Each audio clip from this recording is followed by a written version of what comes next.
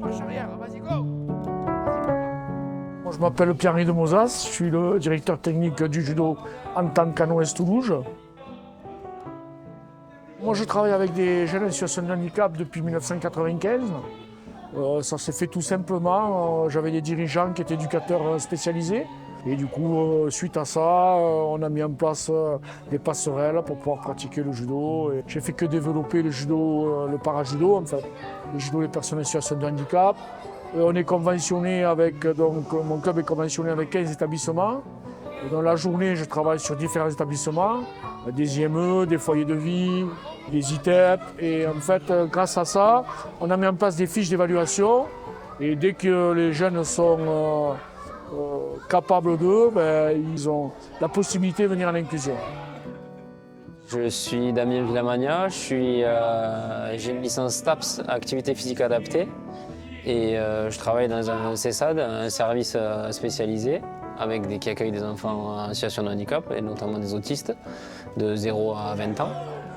Et depuis 2015, je travaille avec Pierrot au club du GEC.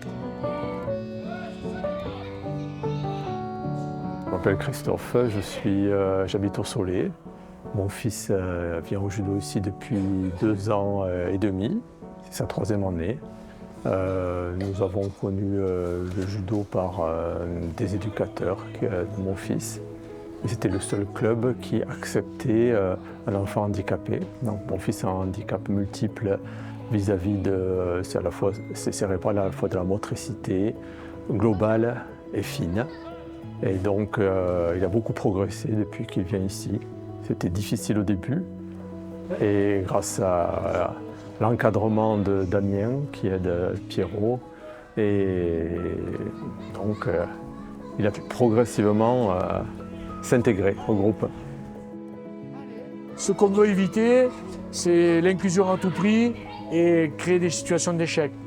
Donc du coup, on travaille en amont pour que notre public puisse accueillir correctement les gens en situation de handicap et pour que les gens en situation de handicap viennent et puissent s'exprimer avec notre public.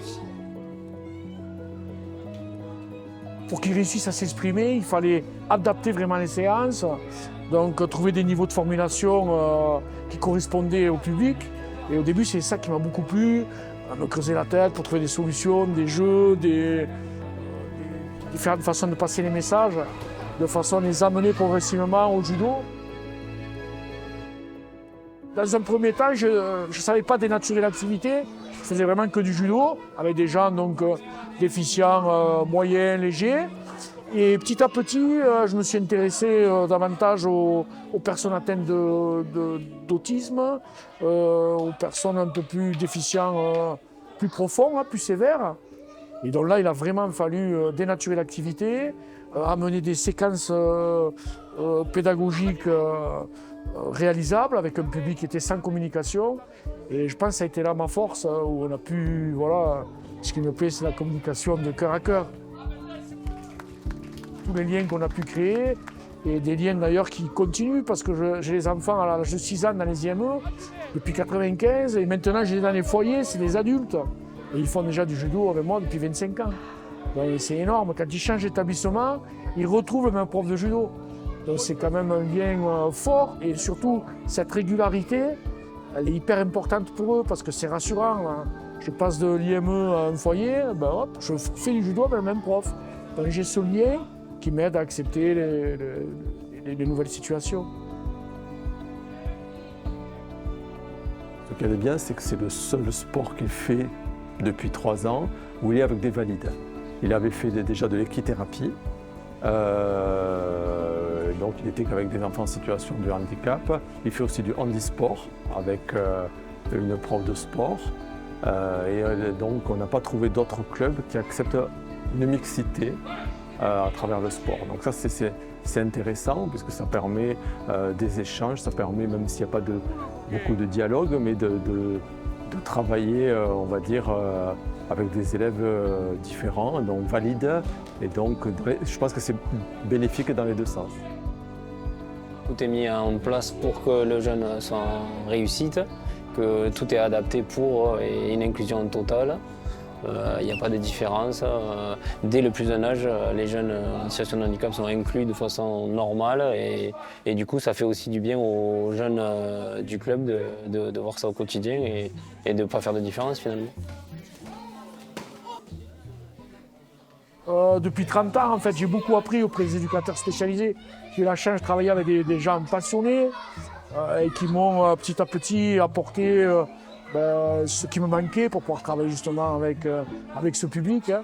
C'est eux qui m'ont appris les comportements qui correspondaient aux pathologies, aux différentes pathologies. C'est eux qui m'informent quand il y a un changement dans leur environnement, qui peut expliquer des nouvelles réactions.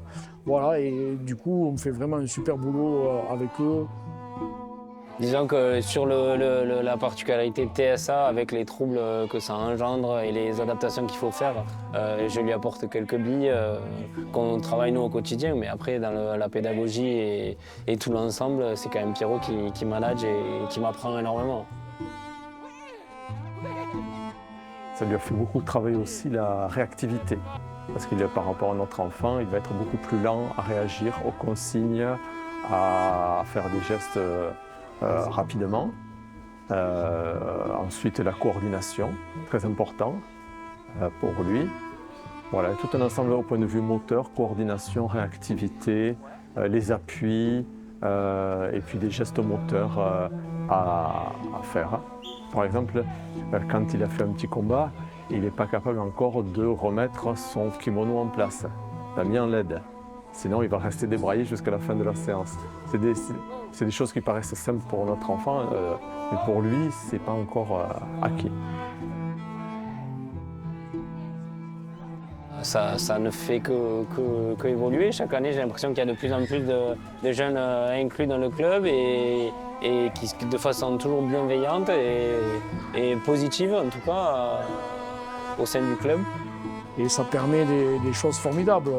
Je pense que quand on mélange tous les genres, tous les êtres humains, on est un peu le reflet de ce que devrait être la société, quelque part.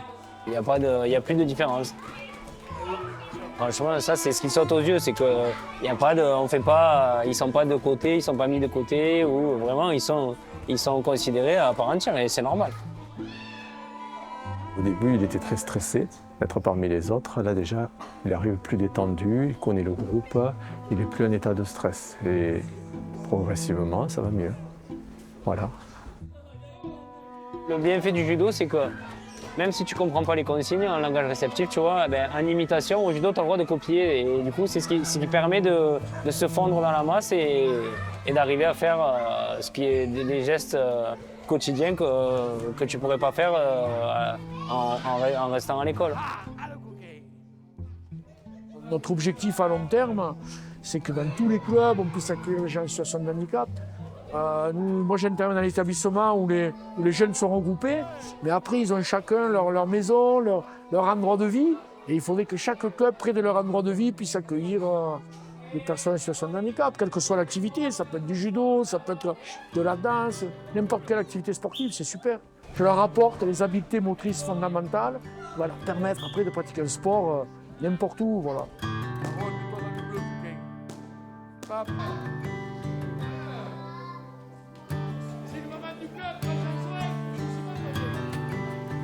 On a un projet là, qui va se réaliser au mois de juillet et septembre. On a mis en place, depuis 3 ans, on a travaillé sur les gars du club. Ils sont maintenant accompagnants et ils vont être en binôme aux Jeux Olympiques avec une personne en situation de handicap. Donc on amène 64 personnes aux Jeux Olympiques, voir le judo et d'autres sports, fin juillet, début août, sur une semaine. Et aussi aux Paralympiques en septembre, on ira voir toutes les finales du judo du 4 au 7 septembre. Et ça peut se réaliser parce que justement, on va être en renfort de l'encadrement. Parce que sur Paris, avec des jeunes déficients moyens et sévères, vous pouvez imaginer le travail d'un éducateur spécialisé. En général, ils sont 2-3 pour un groupe de 12. Et là, on va être 1 pour 1 à l'encadrement, ça va être super. Et du coup, ça nous permet de réaliser un projet énorme. Pour le moment, il n'est pas encore ceinture jaune parce qu'il ne maîtrise pas tous les gestes pour être ceinture jaune. Mais l'objectif, ce n'est pas la compétition, en tout cas pour le moment, ni les combats, c'est on va dire les progrès moteurs, l'inclusion avec les autres et progresser, quoi. On n'est pas du tout dans la recherche de la performance. On est vraiment sur du bien-être, sur de la pratique, sur de l'apport d'habiletés motrices fondamentales, quelquefois des habiletés techniques fondamentales, mais avant tout c'est le bien-être, la pratique ensemble et le partage.